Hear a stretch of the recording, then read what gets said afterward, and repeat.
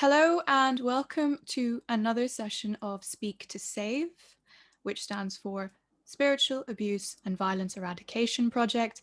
I'm your host, Mariam Mahmood, and today we have a wonderful guest with us. We have Yousra, Samir, Imran, who is an author, a freelance journalist, and a copywriter based in the UK.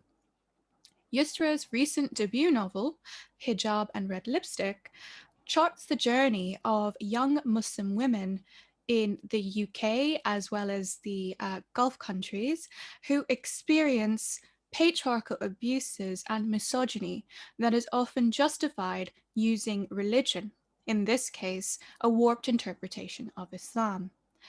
Thank you, Yousra, for joining us today on this session. Hello, Mariam. Thank you so much for having me as a guest. So, Yousra, we'll talk mainly about sort of through your experience writing your book. Obviously, it charts this horrendous and abhorrent abuse of women and how they kind of deal with it. So through that lens, we'll try and unpack spiritual abuse directed specifically at Muslim women in their communities. So first, let's start off. I'm going to ask you, in your own words, what is the meaning of spiritual abuse? So, I think to me, and this is still a relatively new term, I think even in previous discussions I've had with you, I didn't even know that there was something, such as spiritual abuse until quite recently. I didn't have the language for it. I just thought it was a whole load of different types of abuses rolled into one. So I would say that spiritual abuse, it's mainly, within not just the Islamic or Muslim community, but all major faith communities, especially when the faith community takes the form of a sort of patriarchal framework. It's where male figureheads, whether that's in the wider community as the imam or community center leader, or within the family itself, and usually within Muslim families, traditionally the leader or the figurehead of the family is a male one. So it's where those male figureheads sort of abuse their standing or abuse their power in order to abuse both men and women, girls and boys, people of all genders. And they cherry pick parts of the religion in order to justify the abuse that they perpetuate. Great, thank you for that. So we've touched on quite a few things. So one thing that stands out in this case specifically is you mentioned male figureheads, which we have discussed in previous episodes of this Speak to Save. But I was wondering if you could maybe tell us a little bit more specifically how they manifest this abuse. How do they approach their targets, if you will, and how do they access them? So in some cases it might be in the home, but also male figureheads within community. How do they cement their position in order for them to carry out this abuse and for people to take them seriously? So I think within the wider community, what we're seeing, and we're seeing a lot of it emerging nowadays on social media, as people are beginning to find courage to speak out openly about it, is that when it comes to our community leaders or imams, what happens is that because, traditionally, I think throughout the centuries, as a Muslim community, we've always put such a high standing on our male imams, and usually it's our community leaders and imams. They're usually male. We don't, there are female community leaders, but the proportion of male leaders is far higher. And traditionally, our parents and grandparents and the generations before them have put so much trust into these male imams and community leaders that there's this idea that they can't step a foot wrong.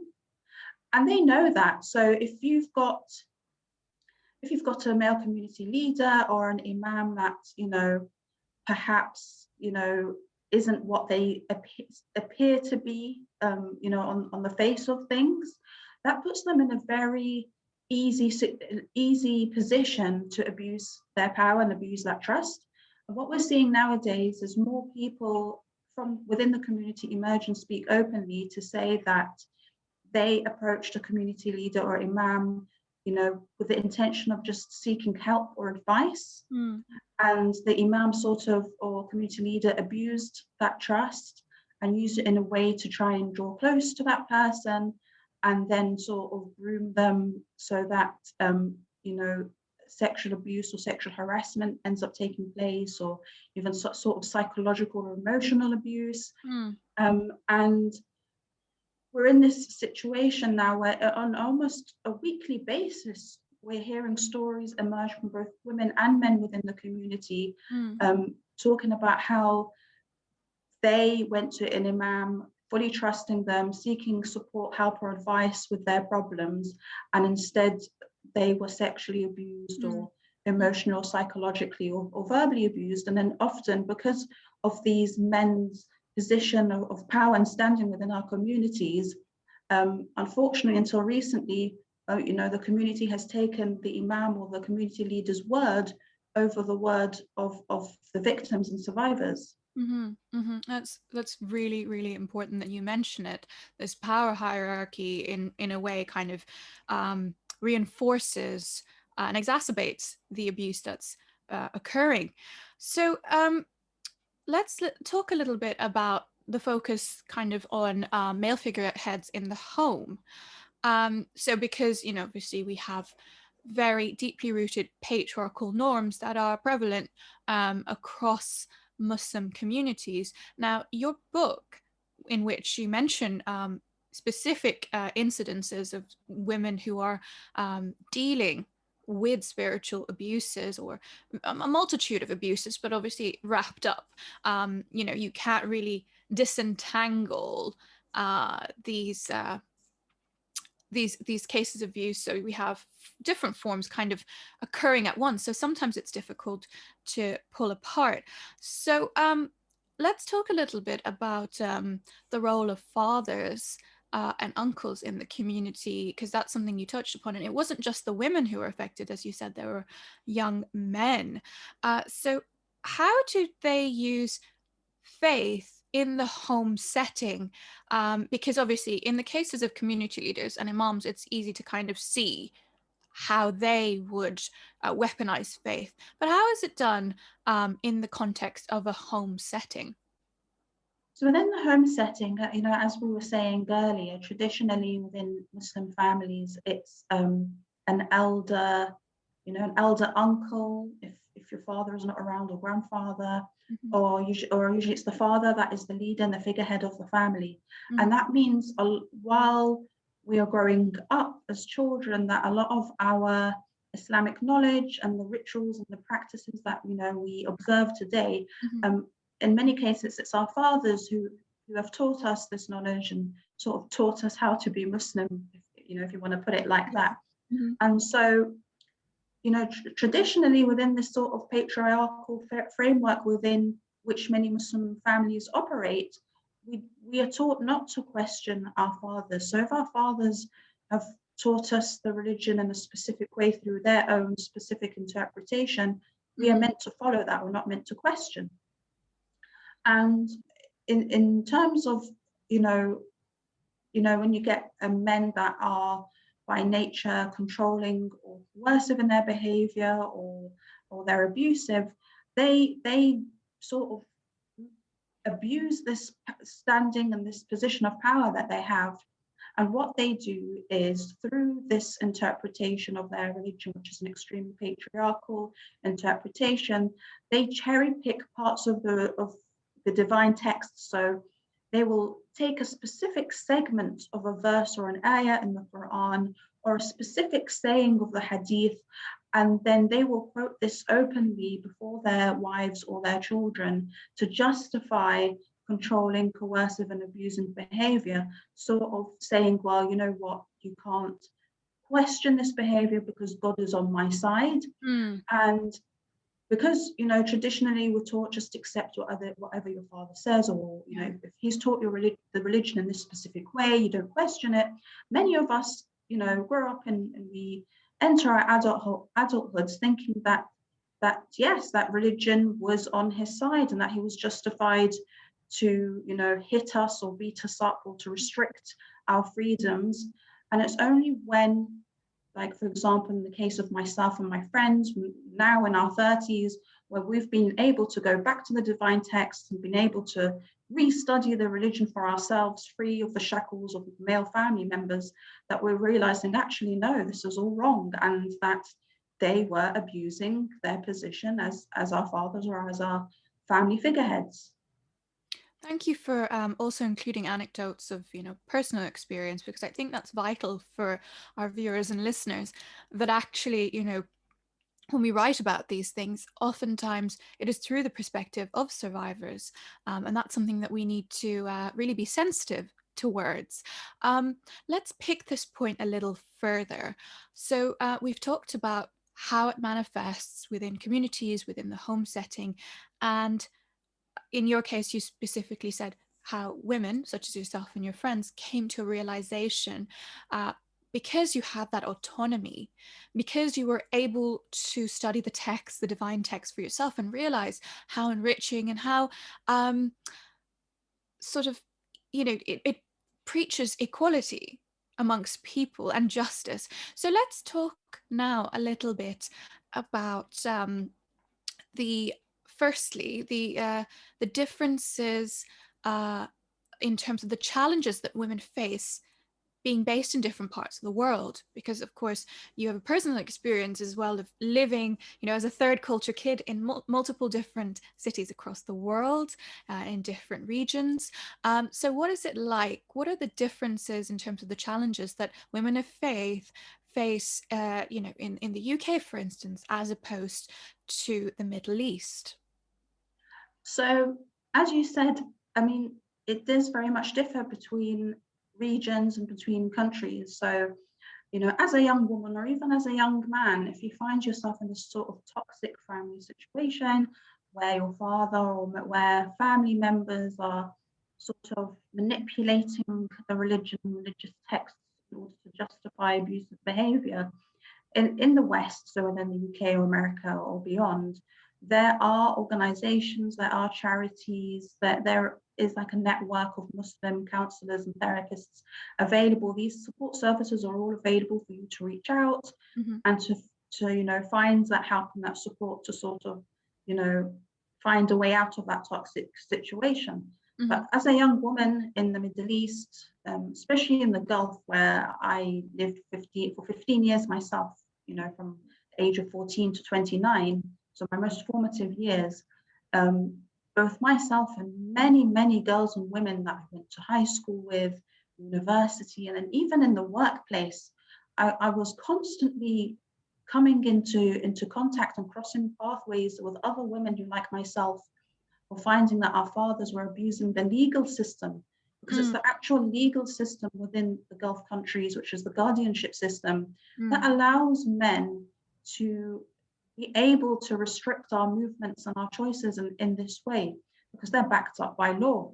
So I constantly recognized the privilege that I had, that I may have had to wait. I was 26 when I finally found the courage to stand up for myself and to move out. And this is absolutely unheard of in the Middle East, especially in a Gulf country, for a single young Muslim woman to move out from her father's home. Usually say, what's wrong with the woman, not what's wrong with the family situation. But for many of my friends, they did not have this privilege. I've got many friends that are still in their 30s, and still, because they've not got married, they're still within this very controlling and coercive family dynamic. So for them, I always give the advice when I've got girls reaching out to me from the Gulf where I used to live, saying, we're in the same situation that you talk about in your book, what can I do? I always say that education is your key to freedom. If you're being given access, if you're, being, it's a horrible term to use, being allowed, but that's exactly what it is, being allowed to go to university or college, please work hard and study and get that degree, because unfortunately in the Middle East, it's only through education and financial independence that you then have some say. So yes, the situation and the support available, it's miles apart between here and between Middle Eastern countries. Thank you so much for that beautiful piece of advice, that education is your liberation, basically. And it's rather unfortunate, but it's all facts, everything that you've just said.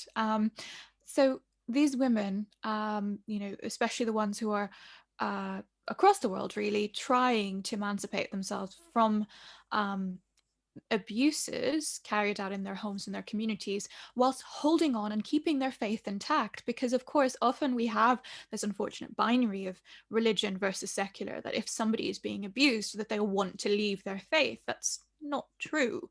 It is, I think, a really misguided way, and sort of almost, we often talk about this, Yousra, about this savior complex that people have, and they try to impose their own portrayals of our faith, because we're both Muslims. So of course we've connected on that before.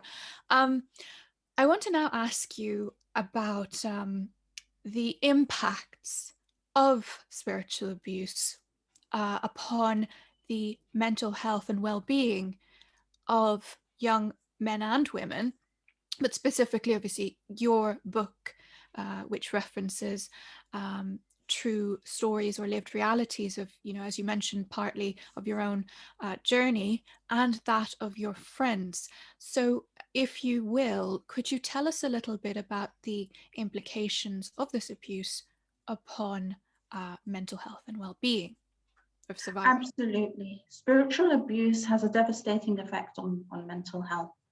And, whether it was my own experience or that of my siblings or my friends or the other women that I've spoken to and that I continue to speak to, many of my articles tend to focus on current affairs in the Middle East and the Gulf, specifically in terms of gender justice and women's rights.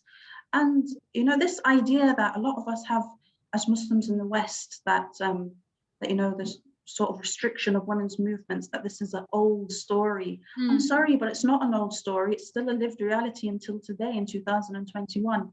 And the impact of spiritual abuse, it takes many forms. It can cause and exacerbate many mental health conditions: panic attacks, chronic anxiety, clinical depression, thoughts and attempts of dying by suicide.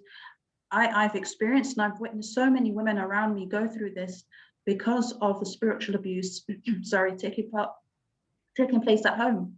Thank you for that, Yousra. I think that leads nicely to my final question, which is if you could offer some advice or suggestions to people who are living under spiritual abusive family conditions at the moment. So of course you've rightly said that education and empowerment through that, so financial empowerment, comes through, of course, if you have education in most parts of the world, that you require a degree of some sort in order to be able to financially independent and emancipate yourself in reality. However, that may take a long time because, as you said, even for your own journey, it's taken quite a long period of time for you to be able to then leave.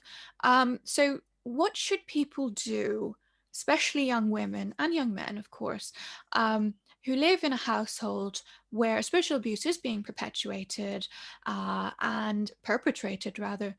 What should they do in the time being, as they get older and as they embark on their education? So again, and then it's unfortunate that the advice that I would give to young women and young men would differ according to the region in which they live, because unfortunately it's easier said than done when it comes to the Middle East and to the Gulf countries. I mean, if you're a young woman or young man, based in the West, and you're in this very toxic family dynamic where spiritual abuse has been perpetuated, I would say, as scary as it is, the support services and charitable organizations are now available. So please, don't wait. Don't keep telling yourself, oh, I can keep trying to get through it, or I'll just keep waiting. You reach out. Social media, it has its pros and cons, but actually there are very supportive communities on social media, on Twitter and Instagram, and do reach out. There are genuine people out there that are willing to help and point you in the right direction. I've seen so many acts of kindness and charity from fellow Muslims on Twitter alone, from in response to people like openly saying, I need help. Mm. So absolutely, please reach out. And there is a way for you to leave this dynamic. And then when it comes to other parts of the world, advice that I can give, I mean, it's a lot more complex. It's a much more complicated situation. Mm. In the case of like the Middle East or the Gulf, where I lived and was brought up, slowly now the infrastructure is being put in place to support people and support young men and women, subjected to abuse at home, hotlines and refuge centers. But it's a lot, like it's very complicated. You know, as you said, the path to quote unquote freedom is a lot longer if you're going to base it on getting your degree and getting a job and moving out. Mm. But for many of us that are brought up in the Middle East and the Gulf, that is still only route out, the only option. Mm. I would never advocate marriage as a way out. That's the wrong way to take. And unfortunately, many young Muslim women think that marriage is the key to freedom from a difficult, abusive situation at home. But I guess all I can say as advice to those that are living beyond in the Middle East or in South Asian countries or in the Gulf, if you're going through what I and my friends went through, it is to try and find friends and elders within the community who you can speak openly to, who you can trust. And it could be that there may be an auntie or an uncle or someone that actually does take what's happening seriously and who will actually stand up for you. It's not amazing advice, but given the realities of family dynamics and the situation, like with the guardianship system and legal infrastructure in the Gulf and the Middle East, that is probably the only advice I could give. So very different advice, between the Middle East and between the West. Thank you so much for that, Yousra. I wouldn't say it's limited advice or anything. Obviously, you've taken into account the realities of these different regions, but also I think personally as well, it's important that we re-emphasize to young people that marriage is not an escape route, especially young women, as you said quite rightly, living under either the legal guardianship system, or even in the UK, where you live in communities that are quite tight knit, and socially their norms and etiquettes are such that it is still difficult for them to quote unquote, as you said, liberate themselves from the toxicity of cultural norms that hold them back and force them into coerce rather than into doing things that they may not have wanted to do prior to these experiences. So thank you so much for your time. Thank you for joining us today. We look forward to further work from you, be it your articles or books that you have to write, and we'll speak to you again in the future. Thank you for joining us. Thank you so much, Mariam.